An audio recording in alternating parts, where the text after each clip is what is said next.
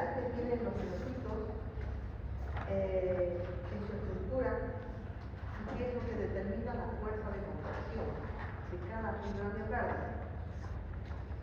De toda esta imagen que es un poco de cómo se compone el miocito, hay una parte más relevante que la estructura de las membranas, el orden en que están distribuidas, el orden longitudinal en que están distribuidas estas fibras, y de todo esto, muy importante, entonces, el sarcolema. El sarcolema que es el que recubre prácticamente cada miocito, y que es aquí en el sarcolema donde se encuentran receptores. Ustedes saben que desde el principio hemos hablado de receptores. Y esos receptores son importantes porque son pues, los que van a detectar diferentes movimientos, concentraciones, estímulos de sustancias de composición del líquido extracelular, modificaciones en el volumen, en el equilibrio ácido-base, modificaciones en la concentración de potasio, de calcio, de magnesio, etc. Es acá donde van a ver diferentes receptores hormonales, bombas, canales iónicos, proteínas contraportadoras y enzimas que regulan la función de cada célula. Entonces, una parte muy importante, la más importante diría yo, de la estructura del miocito es este sector que se llama sarcolema. Y también van a recordar ustedes que dentro de cada miocito existen los orificios y las bombas que son activas y bombas que son más bien dependientes de la diferencia de concentración. Las bombas activas que requieren de energía de ATP para movilizar sodio, potasio, calcio, y las bombas o canales, que más bien dejan fluir hacia afuera o hacia adentro de la célula iones dependientes de la diferencia de concentración. Y unas son activas, consumen energía, y otras simplemente fluyen por diferencia de concentración. El retículo sarcoplástico es la estructura más importante, pues ahí es donde se almacena la mayor cantidad de calcio. Es aquí donde se almacena calcio. Sin calcio, sin una adecuada cantidad de calcio, no hay contracción de la membrana. Y la cantidad de calcio que entra y sale del retículo sarcoplástico es lo que determina la fuerza de contracción. Entonces, conceptos que son importantes, estructuras que son fundamentales para entender qué sucede con el miocito que se contrae, por qué se contrae el miocito. Y aquí ya podemos hablar de esto que ustedes ya conocen, que es el potencial de acción.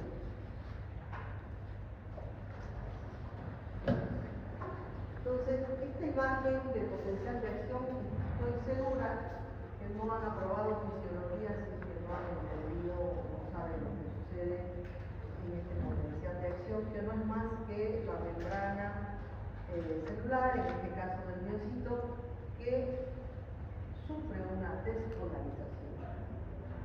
La despolarización que significa la contracción y la repolarización que significa la vuelta al estado de reposo de la fibrilina. Entonces tenemos estas fases en las cuales, estando la célula o la membrana, en este caso del miocito, en reposo a menos 85 milivoltios, la polaridad de la membrana cambia y se produce un aumento rápido de sodio intracelular que prepara la célula para la contracción y mantiene en un primer momento la contracción en esta fase que se llama de meseta, al mismo tiempo que que entra calcio, empieza a salir potasio para equilibrar las cargas positivas y negativas, determinando la etapa de contracción, reposo y poco a poco la repolarización. Estas fases se desdén. Está como fase 0, donde hay un rápido ascenso, ¿no?, del potencial de acción por el ingreso de una gran cantidad de sodio al interior de la célula. Eso hace que se cambie el voltaje. Hace que cambie el voltaje al interior de la célula y se prepara entonces para la fase 1, que es la fase de esta es la repolarización temprana, donde empieza a salir un poco de sodio, pero sigue entrando el potasio, entra más calcio, y luego viene la fase ya esta de meseta. En la fase de meseta, donde la contracción se mantiene, pero va disminuyendo en potencia, y luego viene una fase de caída, que es la repolarización rápida, y que se introduce entonces en la etapa coincide más bien con la etapa de diástole del corazón. Entonces, todo esto está determinado por el movimiento iónico.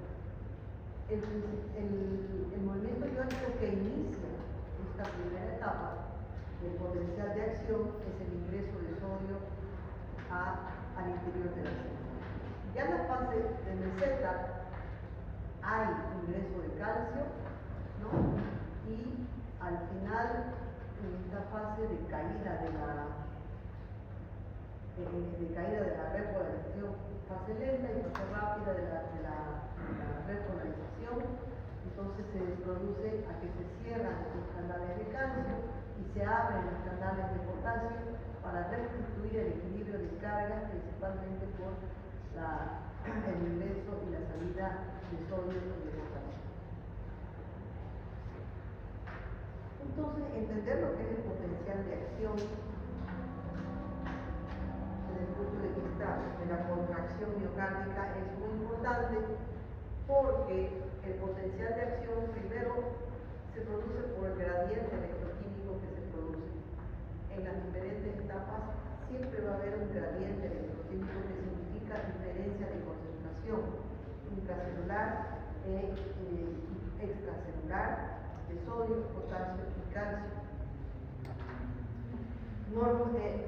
En condiciones de reposo hay más potasio en el interior de la célula que en el exterior, y hay menos sodio en el interior que en el exterior. Este equilibrio es el que, estando la célula en reposo en este momento, permite que secuencialmente haya uno tras otro potenciales de acción que determinan contracción.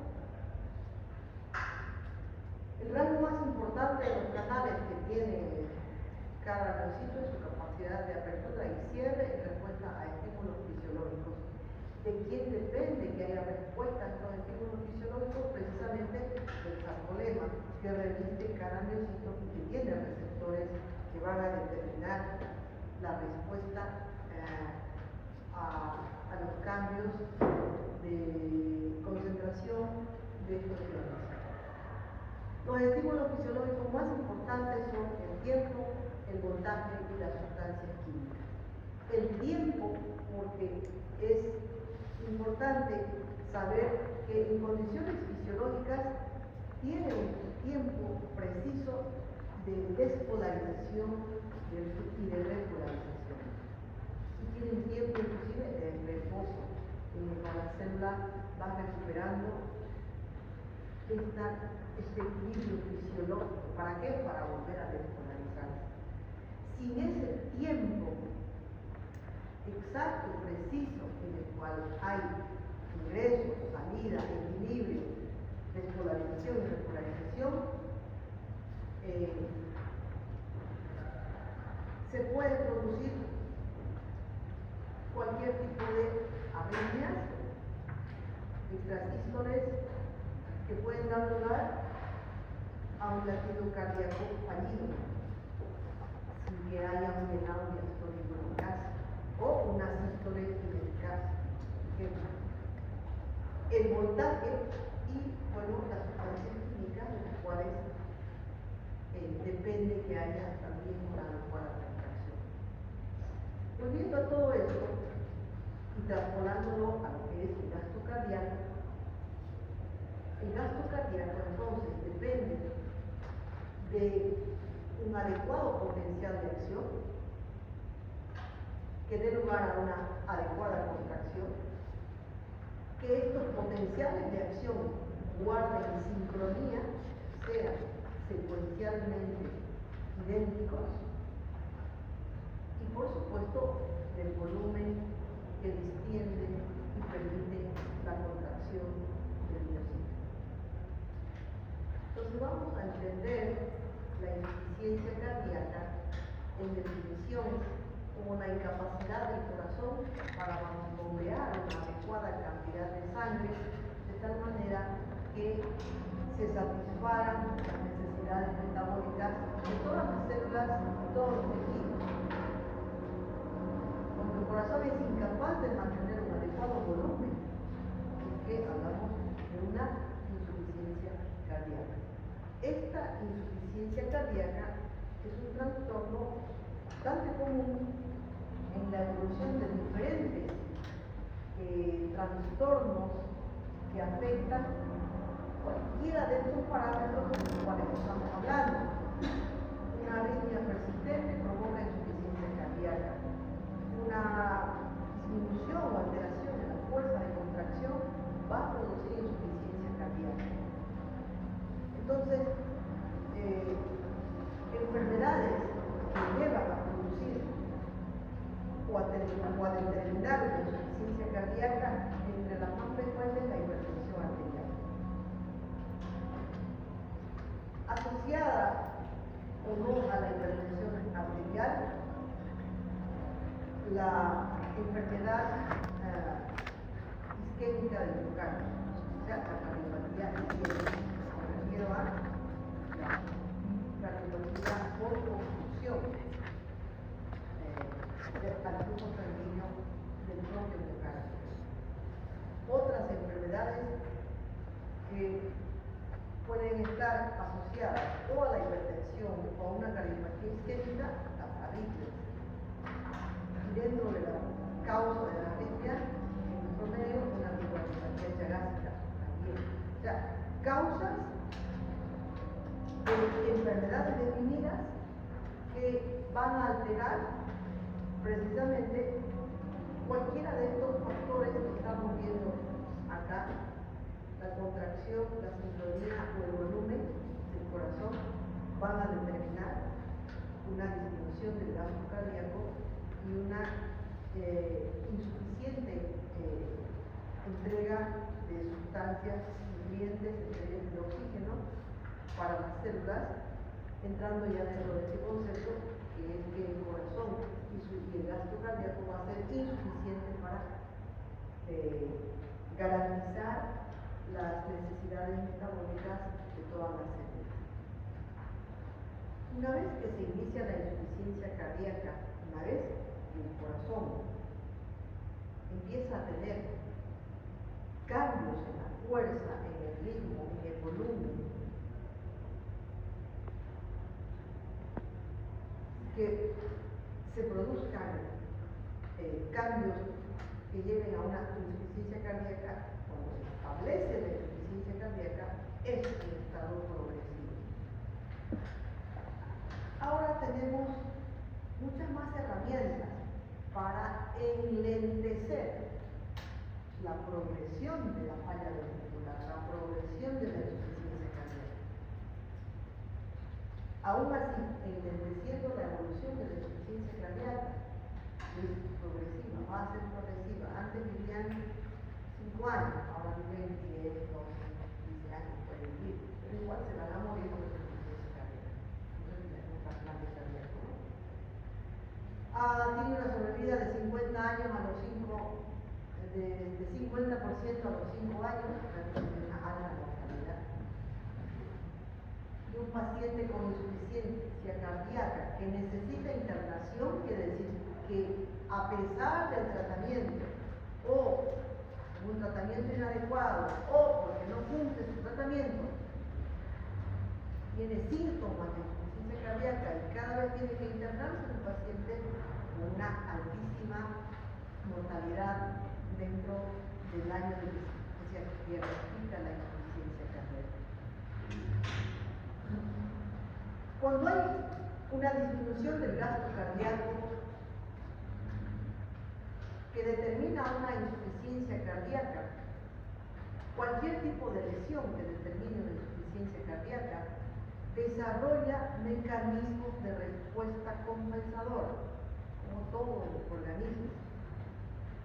Algún evento, cualquier evento que suceda, que altere nuestra homeostasis, va a desencadenar mecanismos de compensación. Nuestro organismo, nuestro cuerpo, está tan perfectamente hecho que tiene siempre formas de compensar cuando algo falla.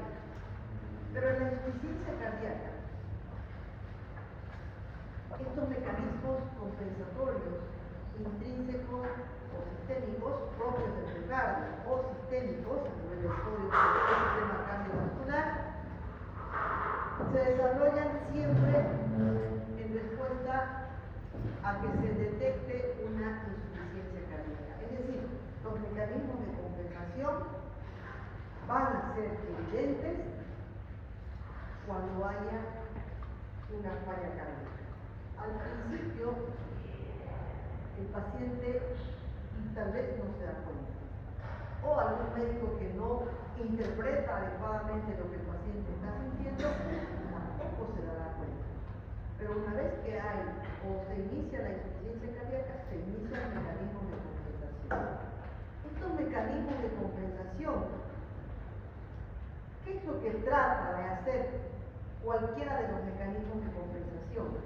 Devolver el gasto cardíaco a un rango normal, de tal manera que no haya disminución del gasto cardíaco y por ende que no haya déficit de nutrientes en la célula.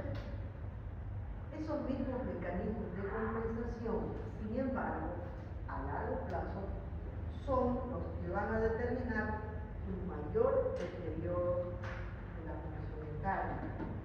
En otras palabras, cuando hay una insuficiencia cardíaca,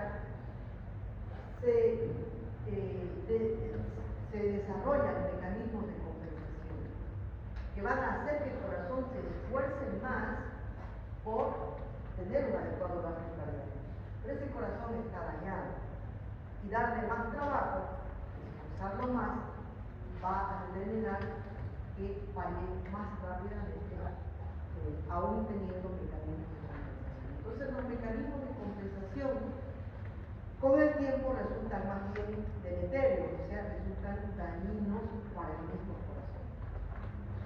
Ejemplo, cuando hay una insuficiencia cardíaca, es decir, cuando hay un gasto cardíaco insuficiente, una de las primeras respuestas es la taquicardia, el aumento de la frecuencia cardíaca.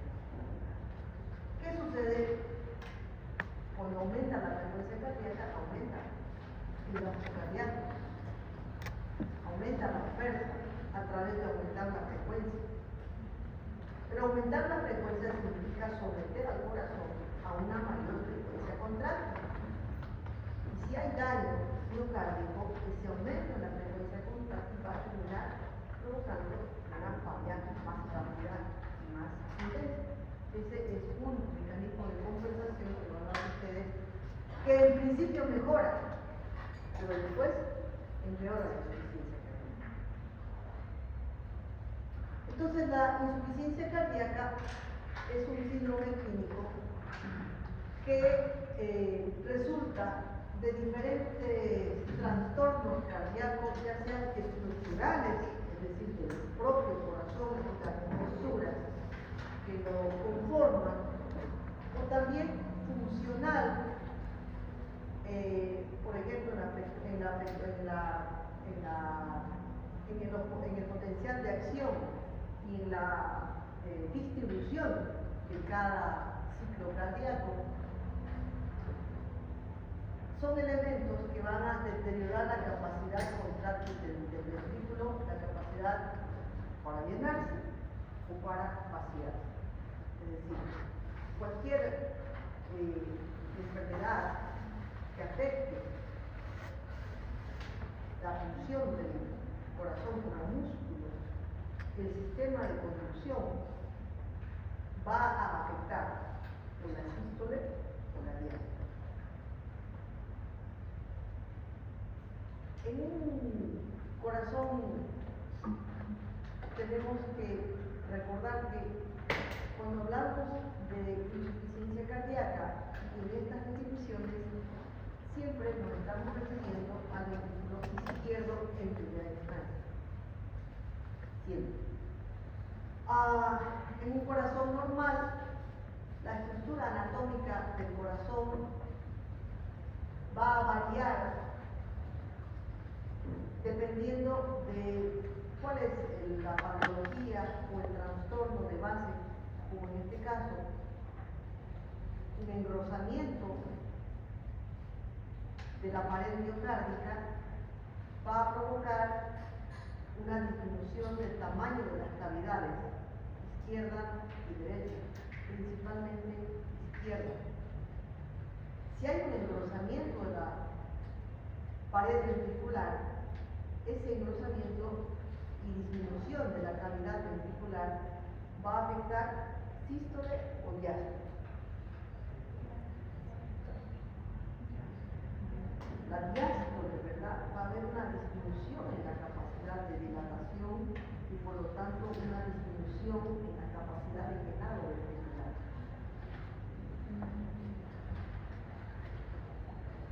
En otras condiciones, el miocardio más bien se adelgaza, se dilata y aumenta de tamaño el corazón, aumentando las cavidades ventriculares, en este caso el ventrículo izquierdo, siempre refiriéndonos al ventrículo izquierdo.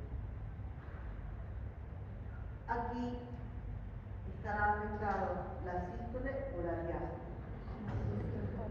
Claramente la sístole, porque unas fibras miocárdicas elongadas, estiradas, pierden capacidad contraste, por lo tanto la sístole será insuficiente.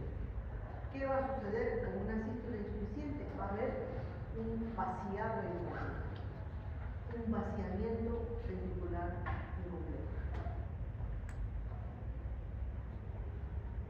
En la insuficiencia cardíaca,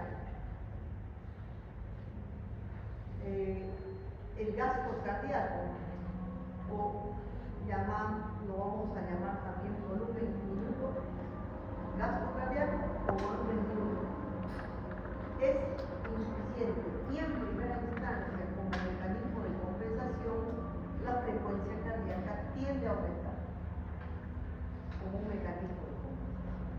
Recordando siempre que el volumen minuto o el gasto cardíaco es resultado de la frecuencia cardíaca y el volumen sistólico.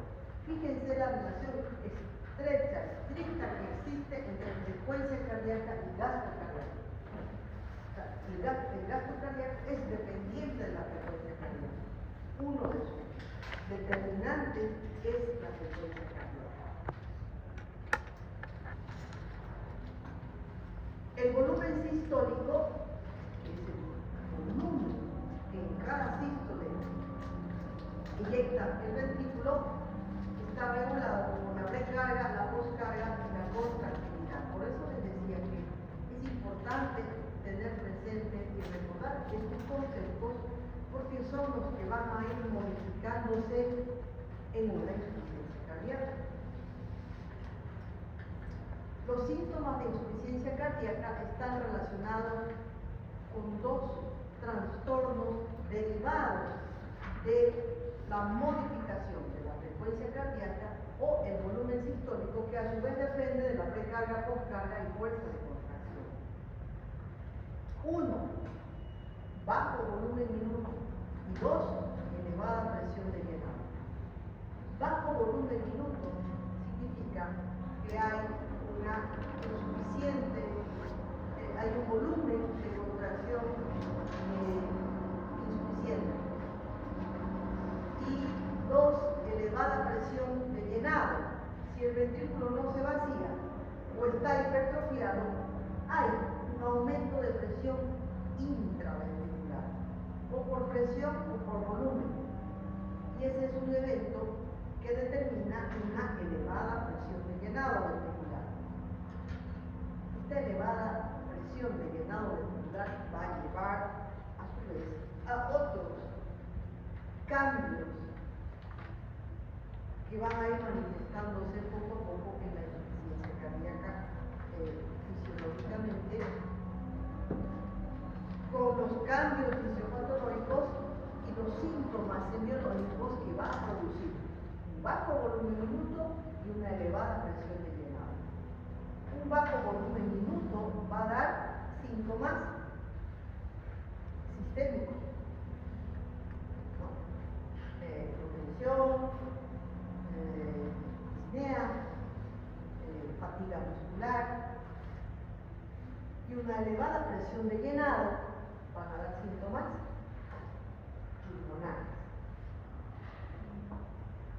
El bajo volumen minuto cardíaco va a dar síntomas sistémicos y la elevada presión de llenado síntomas respiratorios, pulmonares. La insuficiencia cardíaca izquierda, entonces, de acuerdo a esto, da lugar a síntomas congestivos por elevación de la presión venosa pulmonar. Y la insuficiencia cardíaca derecha da lugar a síntomas congestivos sistémicos. La falla del ventrículo izquierdo, a la que se asocia una falla del ventrículo derecho, se denomina insuficiencia cardíaca congestiva.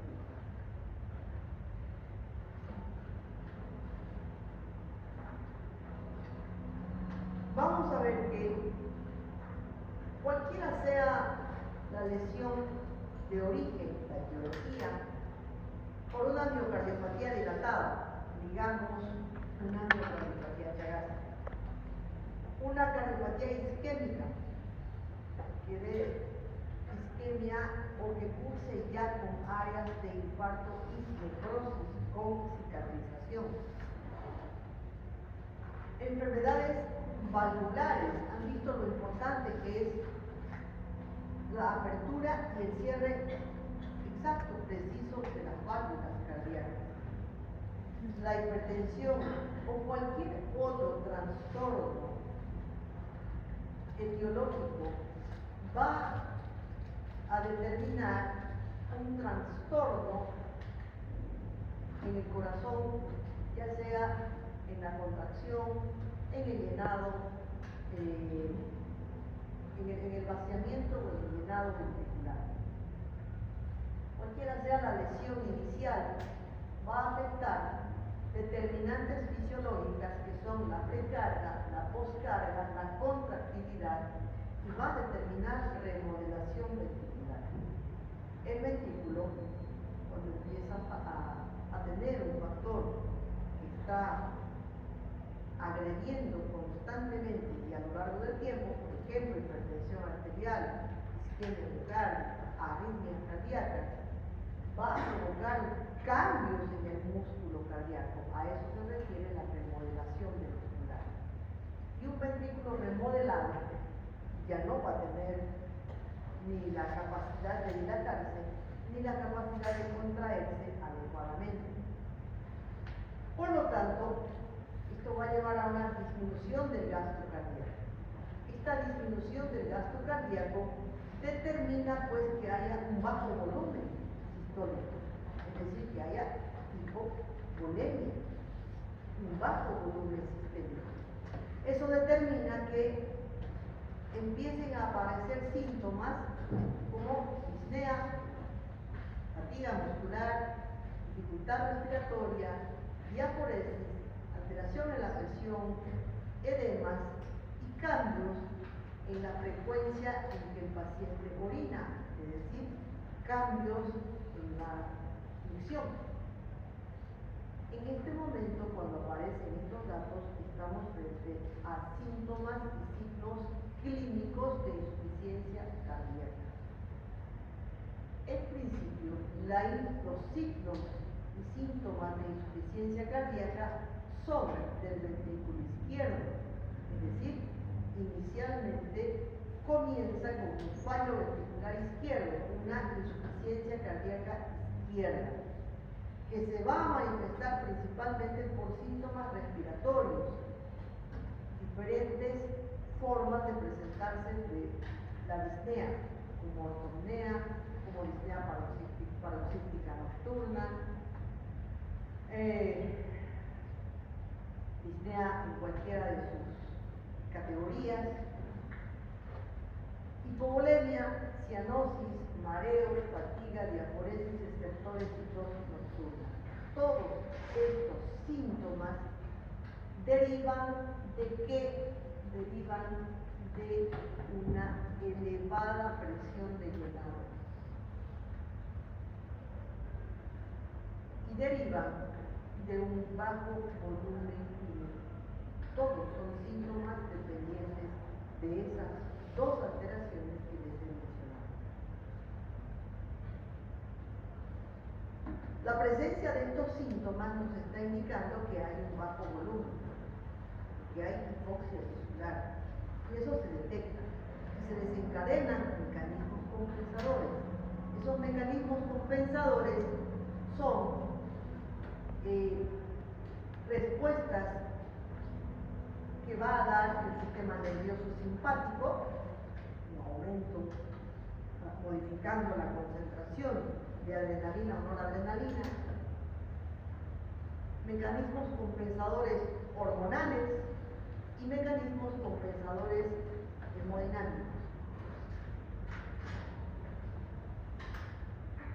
Si esta insuficiencia cardíaca persiste, va a determinar poco a poco un aumento de presión retrógrada hacia los capilares pulmonares y el ventrículo derecho va a tener que esforzarse más para vencer ese aumento en la presión capilar pulmonar.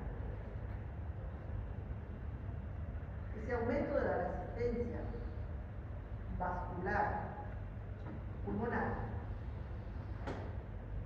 si no se mejora la insuficiencia cardíaca izquierda, va a determinar también que el ventrículo derecho falle. Si comienza a fallar el ventrículo izquierdo, si no se mejora, termina provocando falla del ventrículo derecho. Al fallar el ventrículo derecho, hay aumento de la presión ventricular, aumento de la presión auricular y aparecen los otros datos: inclinación tribular, reflejo hepatoventricular, edema, hematuria, cambios musculares periféricos, ascitis, hepatomegalia e incluso hipertensión portal. Entonces, hasta aquí los síntomas son de aumento de presión capilar pulmonar. Una vez que falla el ventrículo derecho, aparecen los síntomas y signos de falla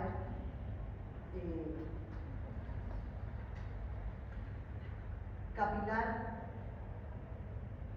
sistémica. Tanto la insuficiencia cardíaca izquierda solamente como la congestiva, cuando fallan los dos, determinan estos mecanismos compensadores que van a solamente compensar, no solucionan, compensan temporalmente. Y es cuando el paciente entra en una insuficiencia cardíaca crónica, que puede estar compensada si hace tratamiento, descompensada si tiene algún evento que no tomó medicamentos, o tuvo una infección, o tiene algún otro factor que hace que el corazón falle a pesar del tratamiento. En este estado de insuficiencia cardíaca crónica habrá constantemente datos de insuficiencia cardíaca izquierda y datos de insuficiencia cardíaca derecha. ¿Cuáles son los criterios que no han cambiado para el diagnóstico de insuficiencia cardíaca? Criterios mayores: la presencia de disnea paroxística nocturna, ortopnea, apnea, inmunización yugular, infectores, cardiomegalia, edema agudo del pulmón, galope, tercer tono, una presión venosa central mayor a 16, un tiempo de circulación mayor a 25 segundos, reflejo o reflujo o pato yugular. En presencia de estos elementos, entonces teniendo dos criterios mayores o uno mayor, los menores, el diagnóstico es insuficiencia cardíaca. Criterios menores, edema malleolar, tos nocturna, disnea de esfuerzo, cardiomegalia, derrame pleural, reducción de la capacidad vital a un tercio respecto a la máxima, taquicardia persistente y pérdida de más de 4,5 kilos en 5 días en respuesta a un tratamiento diurético. Entonces son elementos semiológicos, clínicos, que nos hacen, que nos permiten hacer el diagnóstico de insuficiencia cardíaca. Habitualmente, cuando hay insuficiencia cardíaca congestiva, el corazón está dilatado. Este es un tamaño de corazón normal y este es un corazón de tamaño agrandado.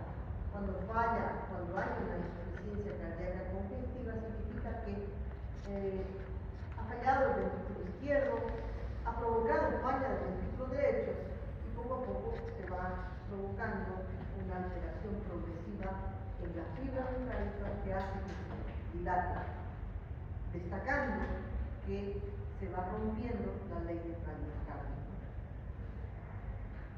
¿Cuáles son esos mecanismos compensadores que se inician cuando el corazón empieza a fallar, el ventrículo izquierdo empieza a fallar? Primero, una estimulación de vena simpática. Esto es porque tenemos receptores que detectan rápidamente hipovolemia o hipoxia y mandan señales hacia el sistema nervioso, en este caso simpático, para que compense. Y el sistema nervioso simpático, a través de un aumento de adrenalina o de noradrenalina, va a tratar de compensar un bajo gasto cardíaco. Va a aumentar la cantidad de adrenalina y va a aumentar la frecuencia cardíaca. Va a aumentar la cantidad de noradrenalina y va a provocar vasoconstricción, intentando subir la presión arterial. Entonces, se produce una estimulación refleja simpática. Además, comienza la liberación de renina por el riñón. Y ya saben lo que implica que el riñón y las células glandulares del sistema intracelular respondan con secreción de renina. Significa que va a terminar dando lugar a esta cadena donde la aldosterona retiene sodio y retiene agua y aumenta el volumen. La finalidad es aumentar el volumen y aumentar la presión arterial. Y también hay modificaciones en el metabolismo celular donde empieza a haber una disminución del consumo de oxígeno y aumento del metabolismo anaeróbico. Otros mecanismos compensadores progresivamente es que se va a disminuir la velocidad del circuito circulatorio. Ustedes ven aquí en los criterios de insuficiencia cardíaca, dice aquí, tiempo de circulación mayor a 25 segundos. Hay un tiempo de circulación del circuito cardíaco. Pero como el corazón o el ventrículo izquierdo está insuficiente, hay congestión perfecta, hay disminución de la velocidad circulatoria. Como hay disminución de la velocidad circulatoria, hay una mayor tasa de extracción de oxígeno tisular. Y entonces empieza a fallar, a cumplirse la ley de Frankenstein, que dice que el corazón va a vaciarse o enviar todo el volumen que le llegue dentro de ciertas condiciones fisiológicas. Se producen ajustes neurohumorales y se producen a largo plazo o hipertrofia miocárdica o dilatación miocárdica.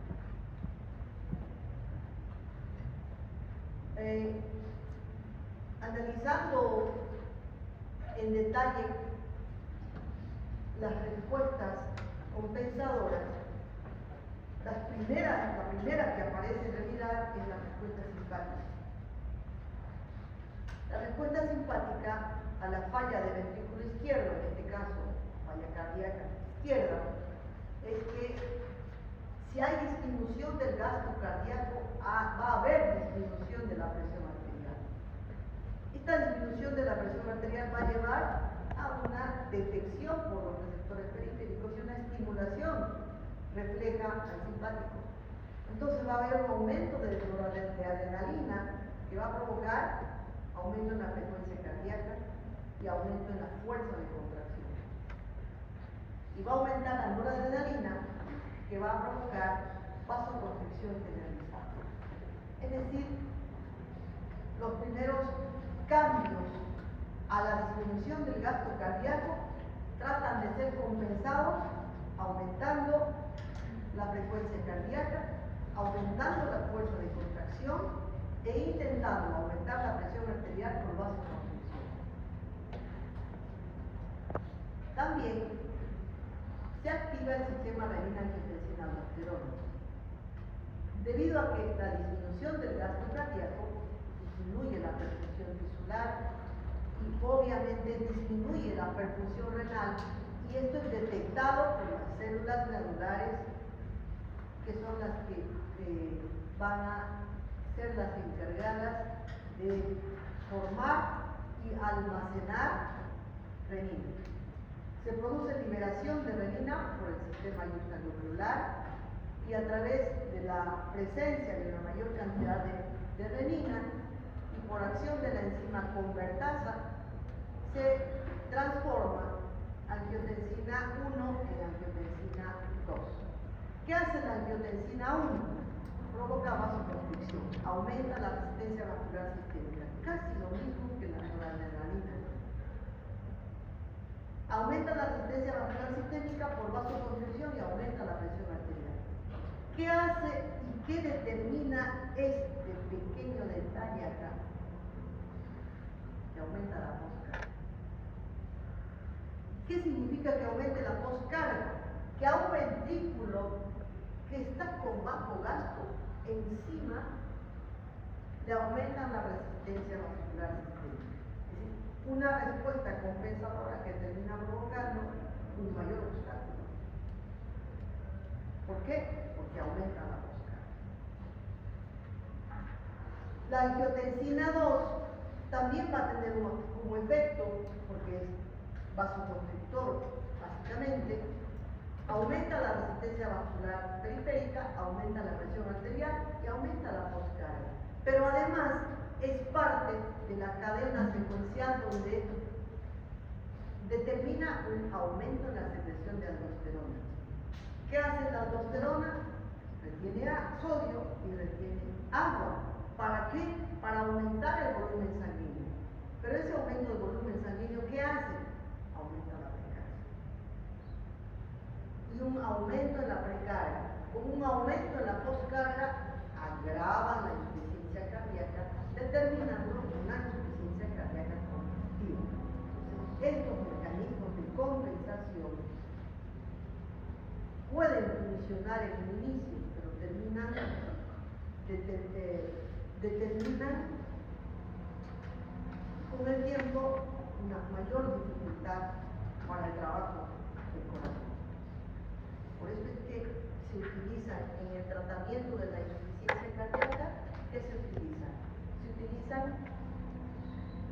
medicamentos inotrópicos positivos, es decir, que aumenten la fuerza de contracción. Se utilizan diuréticos, ¿para qué? Para disminuir la precarga.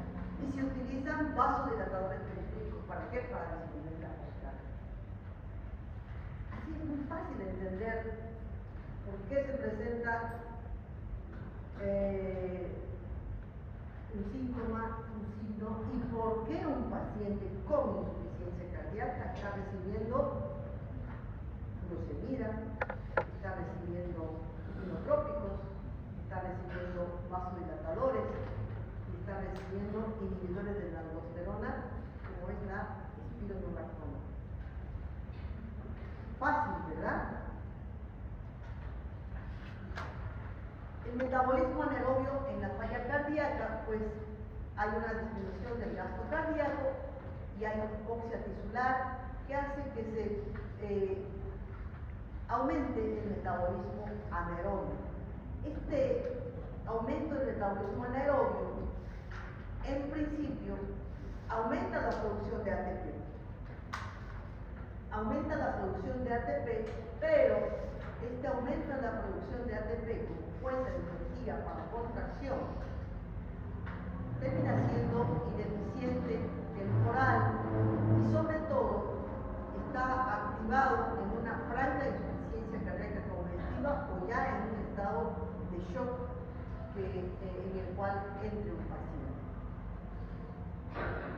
En relación a la tasa de extracción de oxígeno en la falla cardíaca, la tasa de extracción de oxígeno desde los glóbulos rojos a los tejidos aumenta si la perfusión o circulación es inadecuada. ¿Por qué? Por el lentecimiento circulatorio periférico y mayor contacto de la sangre con los tejidos.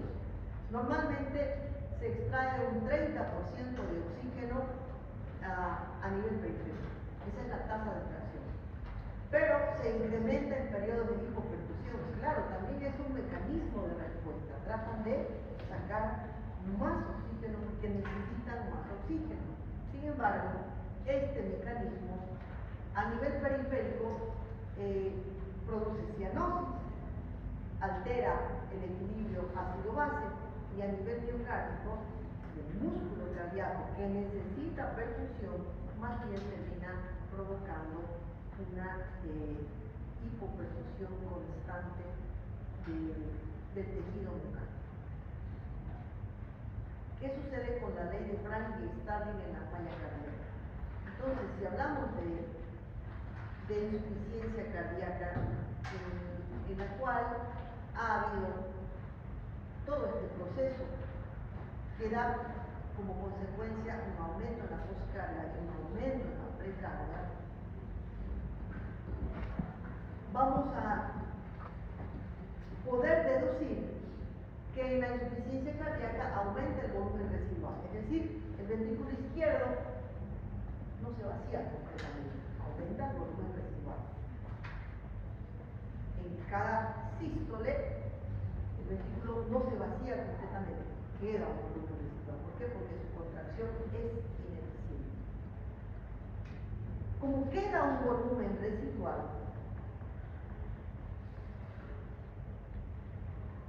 en el momento de la diástole, la sangre pasa desde la aurícula izquierda y se suman volúmenes que quedó más el volumen que viene durante la diástole. Esto que produce distensión, mayor distensión de cada miocito. Inicialmente aumenta la fuerza de acortamiento, claro, mientras más se distiende, más fuerte la contracción, inicialmente. Pero, al aumentar la fuerza de contracción, aumenta el trabajo latido. ¿Qué significa que aumente el trabajo latido? Significa que necesita más oxígeno y más energía para contraerse. Y en principio también aumenta el volumen latido. En principio, y cumpliendo la ley de Frank y Starling, que dice que dentro de condiciones fisiológicas el corazón es capaz de vaciar completamente su contenido, ¿no? Pero en este estado de falla persistente, poco a poco va aumentando cada vez más el volumen residual y esto va a determinar crecimiento ventricular. En el momento en que hay crecimiento ventricular, deja de cumplirse la ley de transestancia. Este crecimiento ventricular puede ser por hipertrofia o por dilatación. Cuando hay hipertrofia miocárdica, el aumento de la poscarga ventricular, por aumento de la poscarga, aumento de la resistencia vascular periférica, determina un aumento de presión en la pared ventricular izquierda. Claro, tiene que hacer más fuerza para contraerse y vaciarse. Esto al inicio aumenta el volumen sistólico y aumenta el gasto cardíaco en principio. Pero, conforme pasa el tiempo, este aumento de la poscarga determina un aumento en el tamaño de la conjuntiva. Es decir, es como cuando uno va al gimnasio y quiere hacer musculación y el músculo se hipertrofia, se hace más grueso. Y esto determina entonces que puede haber una hipertrofia concéntrica hacia adentro, disminuyendo la cavidad, o una hipertrofia excéntrica provocando dilatación. En la dilatación miocárdica, entonces, hay un aumento en la precarga, aumento del volumen sanguíneo total, aumento del consumo energético, hay una desventaja en la mecánica ventricular, poco a poco disminución de la capacidad contráctil, hay una mayor tasa de consumo de oxígeno, del requerimiento de consumo de oxígeno, por lo tanto hay un desequilibrio metabólico, aumenta el consumo de miocardio, de oxígeno, el consumo de oxígeno miocárdico, y bueno, todo esto hace parte de este conjunto de cambios que provocan dilatación miocárdica, que van a ser parte de una insuficiencia cardíaca congestiva. En relación a las hormonas o los ajustes neurohumorales que se producen en la falla cardíaca, como hay una agresión tisular, y frente a toda agresión tisular hay respuesta inflamatoria. En este caso, hay aumento de estos mediadores inflamatorios que son las prostaglandinas, prostaglandina 2, PG2 y PG2.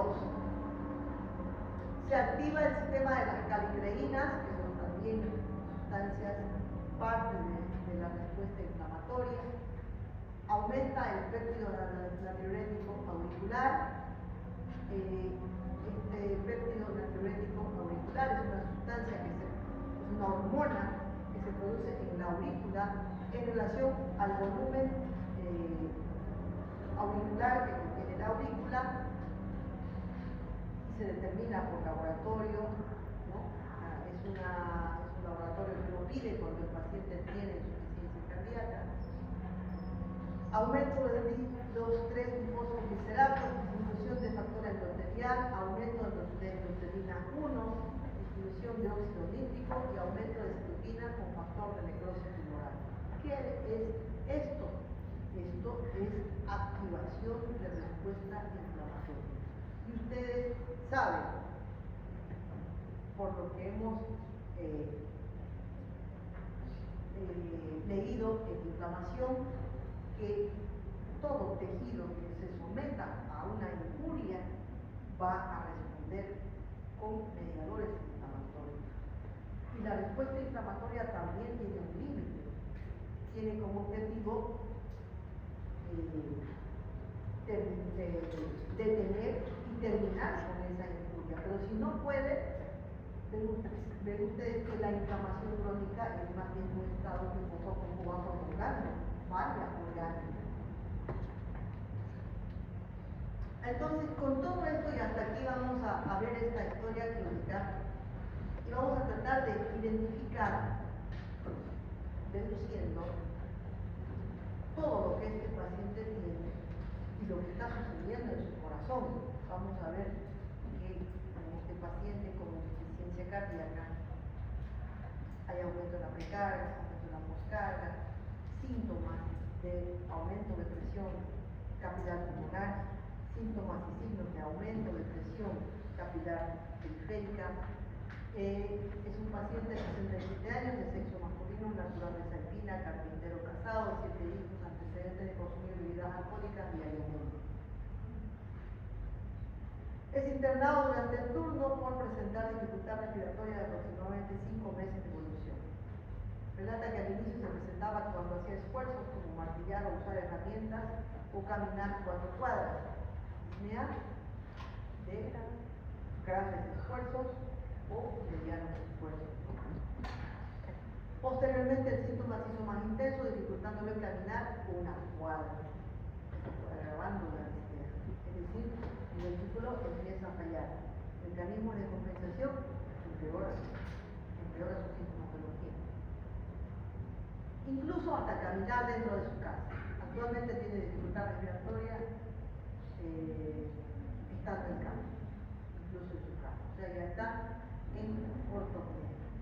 Esta es una evolución de una falla ventricular izquierda que determina aumento de la presión capilar pulmonar,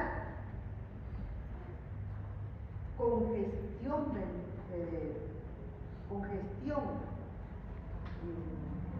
intersticial pulmonar,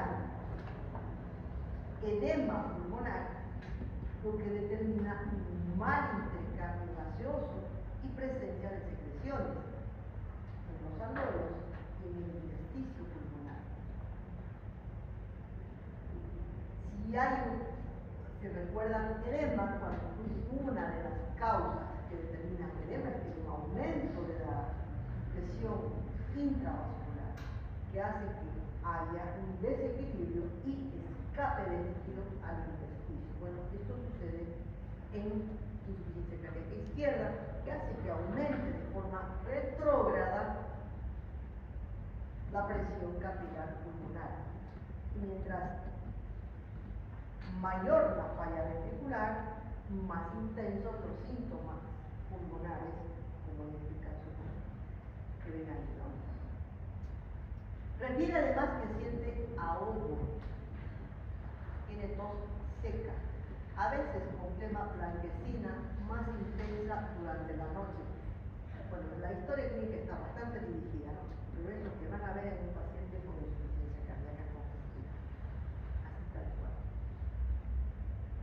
Se queja de dolor de espalda, no puede recostarse, está en posición sentado. Y sus síntomas empeoran cuando está en el cúbito. Se le han hinchado las piernas. Aquí ya no es solamente insuficiencia cardíaca izquierda. Se le han hinchado las piernas. Ya eso significa que la falla ventricular izquierda ha provocado falla ventricular derecha. En principio había aumento en la poscarga. Ahora ya hay un aumento en la precarga y activación del sistema renina-angiotensina. Se le han hinchado las piernas y durante hinchazón abdominal, de genitales y distensión abdominal. O sea, edema, ascitis. El volumen urinario es escaso durante el día, oliguria, pero tiene nicturia. En la primera clase de todo esto, leyendo se explicaba que durante el día la presión hidrostática se disminuye estando el paciente de pie o sentado, que en relación al paciente que está en el decúbito. En el decúbito hay una mayor reabsorción de edemas. Si hay un aumento en la reabsorción de edemas, hay una expansión del volumen intravascular. Y si hay una expansión del volumen intravascular, hay un aumento del volumen de oferta a los riñones y por lo tanto un aumento en la irritación glomerular y por lo tanto un aumento de diuresis en la noche. Eso se llama ictus. Al examinarlo, el paciente tiene una presión arterial de 170. ¿Cómo está esa presión?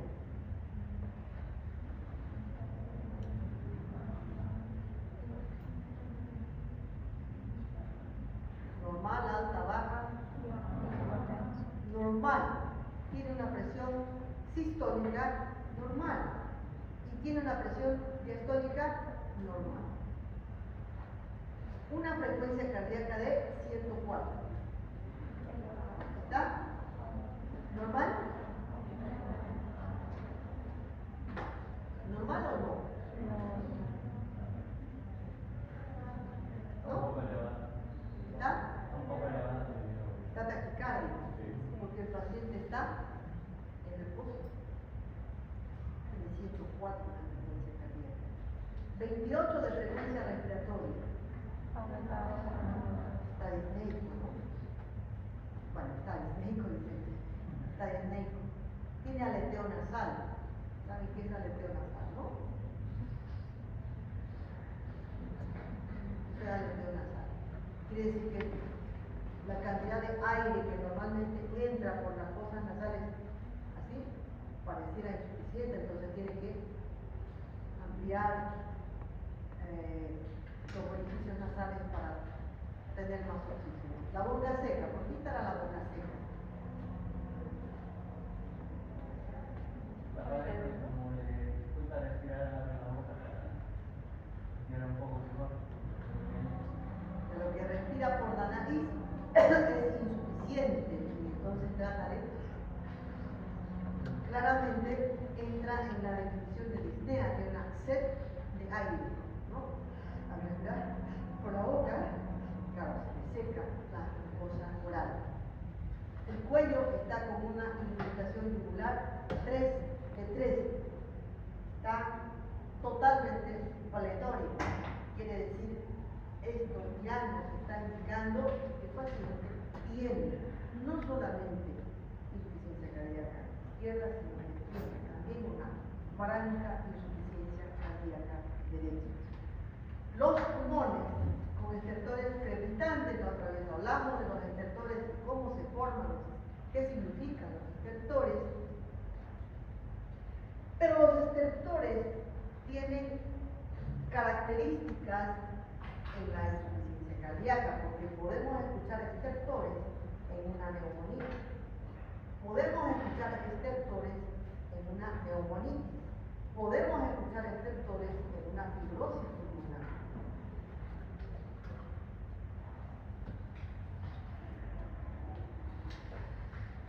Dice aquí, estertores crepitantes, finos, ¿sí? Delgaditos. Adherio, semiología, ¿no? El adherio aquí, esos son estertores finos, de verdad que se oye así. Pero además, bibasal. Es decir, en ambas bases. Si yo escucho estertores solamente en un campo pulmonar, tengan por seguro que no es insuficiencia cardíaca. Debe ser neumonía. Porque cuando el corazón falla, aumenta la presión capilar pulmonar, no aumenta de un solo pulmón, aumenta de los dos pulmones. Por lo tanto, hay estertores bilaterales. En este caso, bibasales, es decir, solamente las bases. En una franca insuficiencia cardíaca, normalmente, mientras más insuficiencia cardíaca, más altos los estertores, no solamente bases, sino tercio medio, se puede escuchar estertores. Abdomen distendido con onda acítica positiva. ¿Saben qué significa eso, verdad? ¿O no saben? ¿Quién sabe? Si pueden explicar.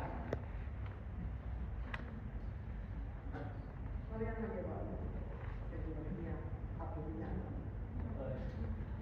Pero no saben qué es así. ¿Saben qué es así? Sí. Lo que es onda acítica no. No. Ahora.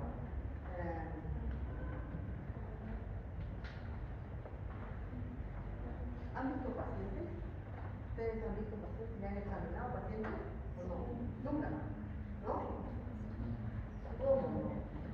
Tienen que ser curiosos, tienen que ir, buscar pacientes, busquen pacientes, hablen con un amigo, un médico, interno, no sé, algo en el hospital, déjame hacer una historia clínica, o quiero escuchar mi corazón, o quiero escuchar los pulmones, o al final escuchar peritalismo, algo, pero tienen que hacerlo porque así teoría es teoría.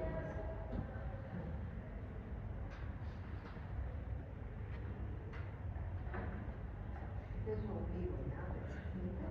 Está entendido.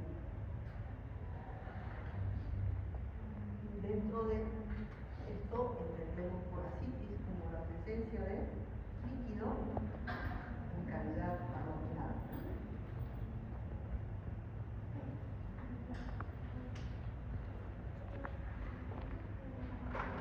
Para ver si es que esta distensión abdominal, que puede ser grasa, puede ser un tumor, es agua, es líquido, nosotros vemos o buscamos la presencia de onda acítica. Entonces nos paramos frente al paciente, siendo derecho, apretamos el flanco en la otra mano, golpeamos el lado contrario. ¿Qué sucede cuando yo golpeo? Se forma una onda de líquido que yo voy a sentir aquí en mi otra mano. Eso es onda acítica. La clave es empujar, golpear, para sentir el rebote del líquido que está dentro de la cavidad abdominal. Otra forma de saber si es asitis o no es, digamos que no tengo certeza de que sea asitis, parece, pero no tengo certeza. Siendo líquido lo que hay ahí es líquido libre, que se mueve. Entonces yo pongo al paciente en decúbito. Necesita cuello, hacer masaje.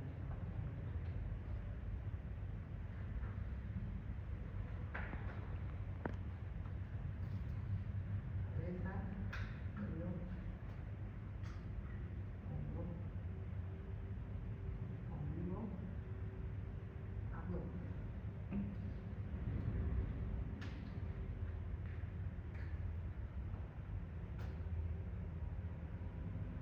Si estando acostado había decúbito dorsal, entendemos que al moverse el agua se va a desplazar. Entonces, donde yo percutía mate, ¿saben qué es mate, no es? Bueno, donde yo percutía mate,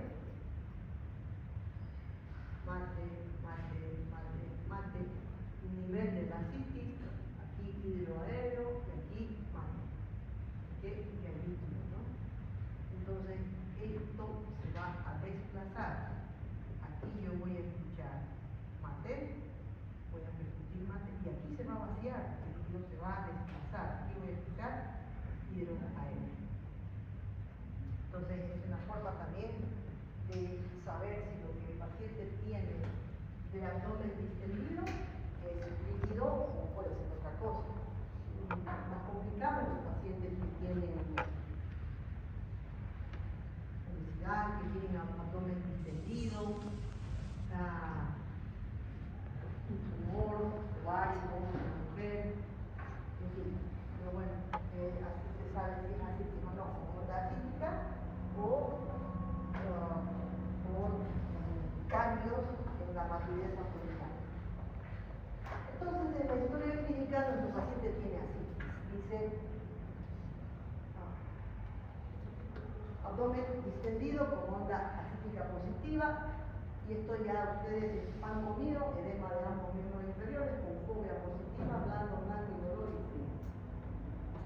El paciente clínicamente todos los síntomas de insuficiencia cardíaca congestiva.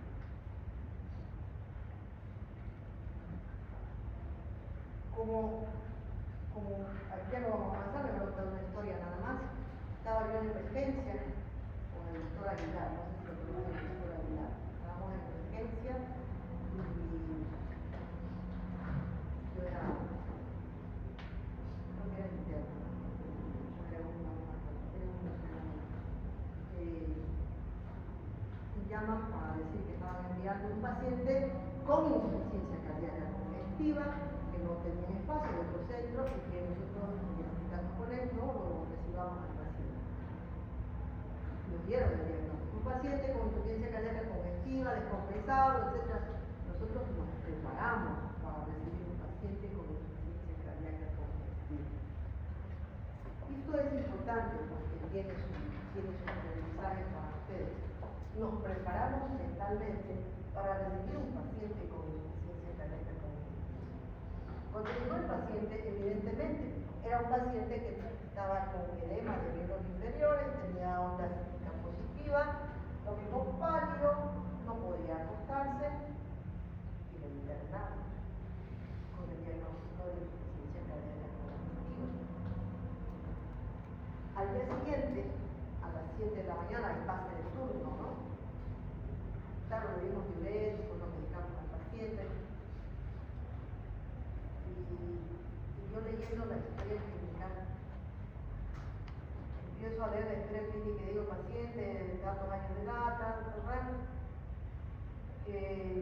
derivado por presentar, lo había interrogado al paciente, por presentar edema progresivo de miembros inferiores, que llega hasta genitales y últimamente gran distensión abdominal. Y ahí me doy cuenta que el paciente no tenía apnea. O sea, recién caí en cuenta yo que el diagnóstico, lo que llevaron al paciente, había inducido en su cabeza el diagnóstico. El paciente lo que tenía, bueno, dentro de los antecedentes, nos dimos cuenta en ese momento, y no ya también el turno a veces están movidos, el paciente tenía antecedentes de alcoholismo y lo que tenía era una cirrosis por hipertensión portal. Y hasta ahora nos acordamos con el doctor Aguilar, porque fue una metida de pata, que tardó 8 horas, digamos, en caigamos. Y cuando terminaba de leer la historia clínica, le digo, en vez de leer el diagnóstico de eso, que era insuficiencia cardíaca, que yo no sabíamos equivocado, entonces tuve que cambiar, porque leyendo la historia yo me di cuenta que el paciente no era una insuficiencia cardíaca, porque no tenía síntomas respiratorios, no tenía, lo que tenía era edema, nada más, con mi antecedente de alcoholismo, pero así, esta historia clínica, no la tenía, que comienza con apnea, de grandes esfuerzos, progresiva, efectores pensantes, bilaterales, etcétera, etcétera, etcétera. No tenía esa historia.